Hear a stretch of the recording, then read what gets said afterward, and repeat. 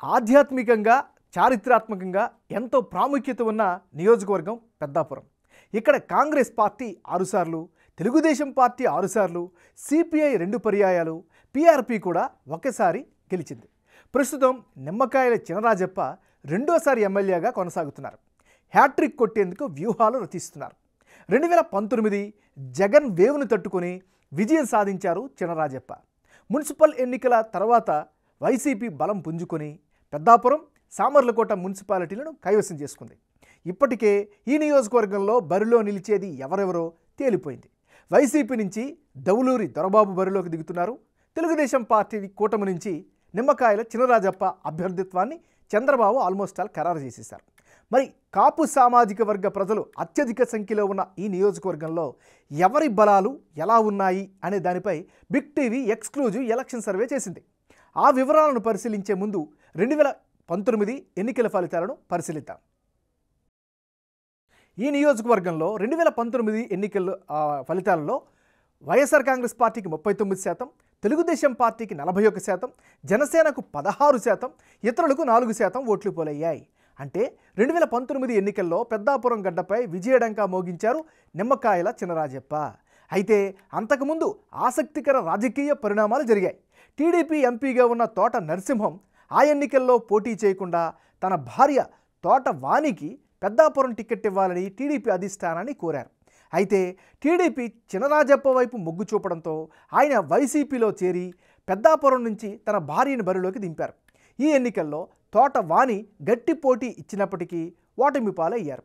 అయితే అంతకుముందు ఎమ్మెల్యేగా ఉన్న సమయంలో నియోజకవర్గంలో చేపట్టిన అభివృద్ధి కార్యక్రమాల కారణంగా ప్రజలు రాజప్పనే మరోసారి గెలిపించారు. అయితే కేవలం 2.47% ఓట్లతోనే తోట వాణి ఓటమి చెందారు. అయితే ఆ ఎన్నికల్లో టికెట్ ఆశించి భంగపడ్డ దౌలూరి దొరబాబు ఇండైరెక్ట్గా టీడీపీకి సపోర్ట్ చేశారు అన్న ఆరోపణలు కూడా ఉన్నాయి. అందుకే అంతటి జగన్ వేవ్లోనూ కాపు సామాజిక వర్గంలో మంచి పట్టున్న తోట కుటుంబానికి ఓటమి తప్పలేదు. మరోవైపు జనసేన నుంచి పోటీ చేసిన తుమ్మల రామస్వామి కూడా ఏకంగా 16% ఓట్లు సాధించారు. ఆయనకు కూడా కాపు సామాజిక వర్గం నుంచి అప్పట్లో బలమైనటువంటి సపోర్టు లభించింది. నిమ్మకాయల చినరాజప్పకు ఈసారి అనుకూలంగా ఉండే అంశాలేమిటి పరిశీలిస్తే, ముందుగా వరుసగా 2 సార్లు గెలుస్తూ వస్తున్నారు. దీంతో నియోజకవర్గంలో పూర్తిస్థాయి రాజకీయంగా పట్టు సంపాదించారు. ప్రజల్లో కూడా మంచి గుర్తింపుని ఈయన సంపాదించుకున్నారు. మరోవైపు ఈసారి ఎన్నికల్లో తెలుగుదేశం పార్టీ, జనసేన పొత్తుతో ఉండడం కూడా ఈయనకి లబ్ధి చేసే అవకాశం కనిపిస్తోంది. మరోవైపు 2014-19 మధ్య హోమ్ మినిస్టర్గా పనిచేయడంతో ఆ నియోజకవర్గం పైన పట్టు సాధించగలిగారు. మరోవైపు ప్రస్తుత ప్రభుత్వంలో లోపాలను సమర్థవంతంగా ఎత్తి చూపిస్తున్నారు, ప్రజా గొంతుగ్గా నిలుస్తున్నారు. మరోవైపు తన హయాంలో జరిగినటువంటి నియోజకవర్గ అభివృద్ధిని పదే పదే వెల్లువేస్తూ వస్తున్నారు. దీనికి తోడు సీనియర్ నాయకుడు అవ్వడం, మరోవైపు తెలుగుదేశం పార్టీకి సంబంధించినటువంటి కేడర్ అంతా బలంగా మద్దతు ఇవ్వడం కూడా ఈయనకి పాజిటివ్ ఫ్యాక్టర్గా చెప్పుకోవచ్చు. మరోవైపు నియోజకవర్గంలో నిర్వహించినటువంటి జయహో బీసీ కార్యక్రమం చాలా మంచి పాజిటివ్ టాక్నైతే ఈయనకి సంపాదించి పెట్టింది. మరోవైపు కాపు సామాజిక వర్గ బలం మద్దతు ఇచ్చే అవకాశం కూడా కనిపిస్తోంది. ఇవన్నీ కూడా నిమ్మకాయల చినరాజప్పకి సంబంధించినటువంటి అనుకూలమైనటువంటి అంశాలు. మరి మైనస్ అయ్యే పాయింట్స్ ఏంటో కనుక పరిశీలించినట్లయితే, ఈయనకు మైనస్ పాయింట్స్లలో ముఖ్యంగా జనసేన నేతలు ఎంతవరకు సహకరిస్తారు అనేది అనుమానాలు అయితే నియోజకవర్గంలో వ్యక్తమవుతున్నాయి. ఇది ఈయనకి సంబంధించినటువంటి ప్లస్లు, మైనస్లు. వైసీపీ నాయకుడు దౌలూరి దొరబాబు. మరి దౌలూరి దొరబాబుకు ఈసారి ఎన్నికల్లో కలిసి వచ్చే అంశాలేమిటి? గత ఎన్నికల్లో వైసీపీ ఓటమి తర్వాత ఈయన చాలా బాగా యాక్టివ్ అయ్యారు. నియోజకవర్గంలో విస్తృతంగా తిరుగుతున్నారు. ఇది ఈయనకి ఖచ్చితంగా కలిసి వచ్చే అంశం. ముఖ్యంగా పార్టీ పరంగా ఏర్పాటు చేస్తున్నటువంటి ప్రతి కార్యక్రమాల్లో కూడా చురుగ్గా పాల్గొంటున్నారు. తద్వారా కార్యకర్తలతో మమేకమవుతున్నారు.